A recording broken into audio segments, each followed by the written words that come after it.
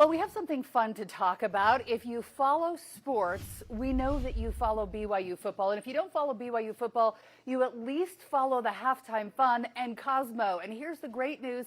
Cosmo inducted into the Hall of Fame today, which is huge news and fun news. Now, a lot of you, if you weren't following along with Cosmo over the years, probably started following in the teen years. Why? Specifically because of Charlie Bird, the man who launched Cosmo to stardom. If you saw him dancing on the football field with the cheerleaders and dancers, you know what I'm talking about. He is joining us live to talk about this big moment today. Thanks so much for joining us, Charlie. Yeah, it's great to be here. Thank you. So I didn't even know there was a Hall of Fame, but if there is a Hall of Fame, you always want to be in it. Is it something that you ever thought about while you were playing the role? You know, not really. This is a really exciting time, not only for BYU fans, but also for everyone who's had a role in making Cosmo who he is today.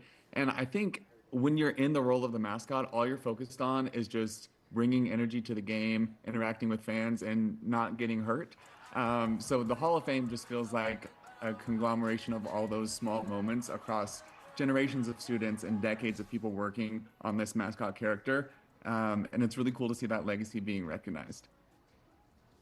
So tell me what years that you played the role of Cosmo, and when you were Cosmo, were there other Cosmos at the same time because there's so many events to be at, or when you're there, you're it and you're always on?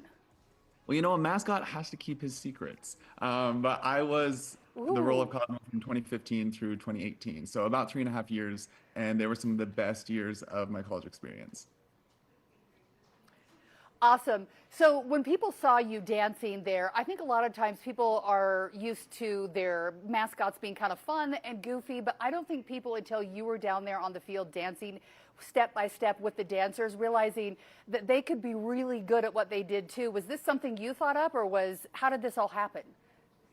The dance, yeah, that was my idea. I've always loved dancing and been a pretty good dancer. And I was just, who doesn't love the Cougarettes? And what a dream to be able to dance with those incredible dancers. But I think the way that Cosmo was able to do that was standing on the backs of giants. There's been changes to the suit throughout decades that have made it a little bit more agile, more mobile, adding people who learned how to do tricks with that heavy head on, and just like, really, like I said, a culmination of all these little moments that really turned Cosmo's character into something that broke barriers and went super viral, and now it's become this like worldwide fan favorite.